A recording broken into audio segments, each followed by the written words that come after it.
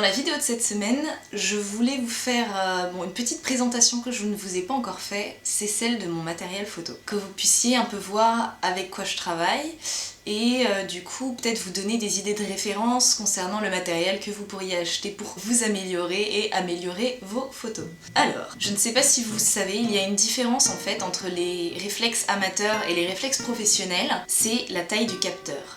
On a les réflexes professionnels qui sont dits plein format, donc le capteur fait 24 mm par 36 mm, ce qui nous donne un rendu d'image assez bon puisque le capteur est très grand. Quand on achète un réflexe amateur par contre, le capteur qu'on a c'est souvent un APS-C, que ce soit Nikon ou Canon ou même n'importe quelle autre marque.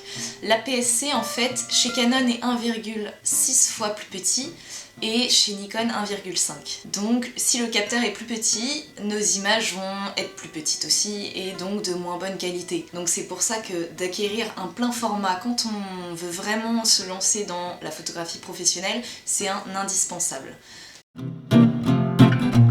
Le fameux gros bébé, le 5D Mark II. Ce 5D Mark II, c'est le boîtier que j'utilise le plus. Tout simplement parce que c'est un boîtier professionnel et qu'il est de tellement bonne qualité que voilà, ça se passe de commentaires. Celui-ci, bon, il en impose un peu plus déjà.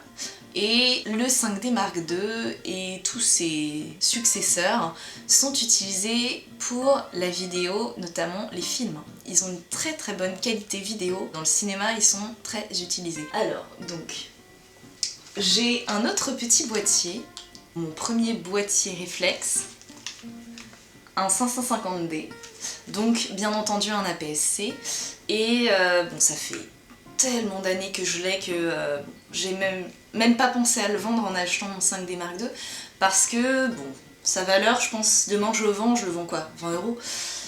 Il est trop âgé mais il fonctionne toujours et me dépanne grandement quand le 5D fait des siennes ou même que j'ai besoin d'un boîtier plus léger parce que ce boîtier là est extrêmement léger comparé aux réflexes professionnels. Je sais pas si mettre du plomb dans les boîtiers réflexes professionnels, mais si vous partez on va dire en vacances ou en petit reportage comme ça dans la rue, que vous voulez pas trop vous embarrasser, il y a un petit réflexe amateur comme ça, c'est ce qu'il y a de plus léger et ça fait quand même de très bonnes photos. Alors, je vous présente les objectifs. Il y a deux gammes d'objectifs, les zooms et ce qu'on appelle les focales fixes. Les zooms par exemple, prenez les objectifs de base qu'on vous donne quand vous achetez un boîtier réflexe. Par exemple le 18-55, il va permettre de zoomer de 18 mm à 55 mm tout en physiquement restant à la même place.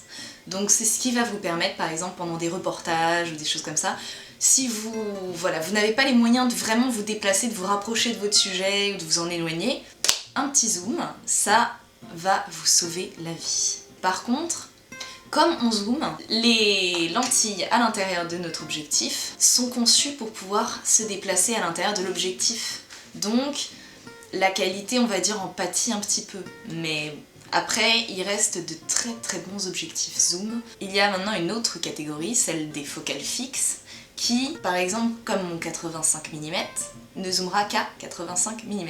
C'est-à-dire que quand vous montez votre objectif, la distance que vous voyez dans votre viseur ne va pas changer. Ça va être à vous de vous déplacer pour vous rapprocher ou vous éloigner de votre sujet. L'avantage de ces objectifs à focale fixe, eh bien, c'est que la qualité va être meilleure parce que les optiques qui sont à l'intérieur de cet objectif ne bougent pas et donc sont vraiment calculées pour rendre l'image la plus belle possible, la plus nette possible. Si vous voulez vraiment débuter en tant que professionnel, il y a une focale que je vous conseille d'acheter, c'est le 50 mm focale fixe. Vous avez trois choix.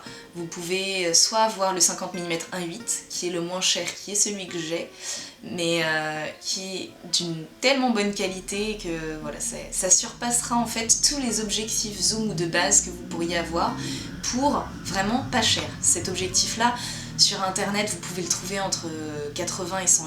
Vous avez ensuite la gamme au-dessus qui est à ouverture 1.4.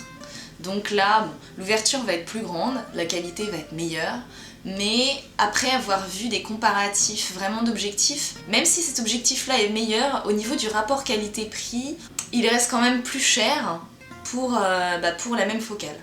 Donc, et après on peut aller sur du focal 1-2, mais là voilà, je pense pas que ce soit la focale dans laquelle investir en priorité quand on débute. Donc je vous présente vite fait mes focales fixes. Donc j'ai un 85 mm qui est très utile pour les portraits, il est absolument génial. Il ouvre à 1,8. Le seul hic, c'est son poids, parce qu'il est quand même relativement lourd. Ma deuxième focale fixe que j'utilise aussi en dehors du 50 mm, c'est un 24 mm pancake. Donc vous voyez que par rapport au 85, c'est pas la même taille et c'est pas non plus le même poids. Celui-ci est extrêmement léger. Les lentilles sont plus petites, mais il ouvre quand même jusqu'à 2,8, ce qui est relativement raisonnable. C'est ce qui donne une très très bonne ouverture, donc une très bonne luminosité. Cet objectif n'est compatible qu'avec les boîtiers de type APS-C. Vous voyez ici, il y a une petite dent blanche. Et si vous voulez le mettre sur des boîtiers de type full frame ou plein format, il faudra que vous ayez ce petit point rouge en fait. C'est ce qui correspond à la bague de montage de votre objectif. Et donc si vous essayez de mettre un objectif avec un carré blanc sur votre full frame, ça ne marchera pas. C'est tant pis.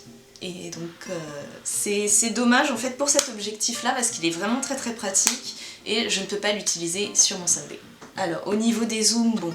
Donc c'est un zoom qui est originellement pour les argentiques, c'est un 35-80. Il est compatible avec le numérique, ce qui est formidable parce que du coup il m'a rien coûté, j'ai juste à fouiller dans les greniers de papa, maman, papy, mamie. Et 35-80 c'est une bonne plage focale je trouve, assez pratique quand on fait du reportage, ce qui nous permet de zoomer un peu plus que la vision humaine qui est à 50 mm, et donc avoir quand même assez de grand angle avec un 35 mm. Celui-ci est bien entendu compatible avec les full frame parce que les argentiques étaient tous full frame. Donc voilà pour ce petit zoom qui me sert de temps en temps quand j'ai besoin de cette plage focale. Qu'est-ce que j'ai d'autre? Ah, j'ai un petit objectif que vous devriez bien aimer. C'est pas vraiment un objectif, c'est plus, on va dire, un accessoire en plus de votre objectif que vous allez mettre au bout et qui est très utilisé aujourd'hui par les youtubeurs de type Norman Cyprien. Vous voyez cet effet un peu GoPro, un peu, on appelle ça fisheye. Et ben c'est ce que donne cet objectif quand on le monte sur un autre objectif. Il va me donner cet effet vraiment tellement grand angle que tout va être déformé et je trouve ça juste super marrant. Même si la qualité n'est pas forcément extrêmement folle, il m'a coûté vraiment très peu d'argent et il se monte sur tous les objectifs. Donc si vous voulez voilà, donner un petit effet à vos photos, vous pouvez facilement le faire grâce à cet objectif là, cette petite lentille. Si vous voulez, je peux le monter pour que vous puissiez voir ce que ça donne. Voilà ce que ça donne avec un objectif fisheye. Bon, c'est pas super esthétique, mais c'est plutôt rigolo. Je vais pouvoir vous présenter maintenant un accessoire que j'utilise dans certaines conditions, c'est-à-dire quand je n'ai pas beaucoup de lumière ou quand j'ai besoin de faire des photos très nettes, ou dans des reportages où je n'ai pas les moyens forcément d'amener tout mon studio photo. Un flash Cobra. Ce petit flash Cobra, qui n'est pas un Canon, j'ai acheté un Yongnuo, je vous mets la référence en dessous. C'est la version moins chère des flash Cobra Canon, mais ils fonctionnent aussi bien, ils sont aussi puissants, donc on va dire pour le prix, je me suis pas posé la question, il est super modulable. Ça fait mal aux yeux, mais ça fonctionne super bien. Ça dépote. Si vous le posez sur un trépied, que vous le posez sur une table et que vous le déclenchez à distance, ça vous fait comme une torche de studio. On a aussi des petits accessoires comme un pare-soleil que vous mettez sur vos objectifs, comme ceci. Ça va vous permettre justement d'éliminer de la lumière parasite. Je vous présente ce petit accessoire aussi que j'ai eu quand j'ai acheté mon 5D Mark II, qui est vraiment super pratique. C'est un grip. Et hop là! Déjà, notre boîtier, il en impose un peu plus avec un grip. Ça fait plus mastoc. Selon les différents boîtiers que vous achetez, par exemple entre les amateurs et les professionnels, il y a différentes cartes que vous pouvez insérer pour enregistrer vos photos. On a d'abord la fameuse carte SD. toute petite. Normalement, les ordinateurs récents ont tous une petite entrée pour les cartes SD, ce qui vous permet d'exporter vos photos sans fil, sans brancher votre appareil photo. Pour les gammes d'appareils photo plus professionnels, on a des compact flash. C'est plus gros qu'une carte SD, on peut pas les brancher directement à l'ordinateur. Alors ce que vous pouvez acheter, c'est un petit lecteur de cartes. Ça coûte vraiment pas cher sur internet. Ça vous permet de télécharger vos photos, peu importe le type de carte que vous utilisez. Bon, après avoir bien mis le bazar chez moi, en vous montrant tout mon matériel, j'espère que ça vous aura aidé. C'est juste à titre indicatif que je vous ai fait cette vidéo.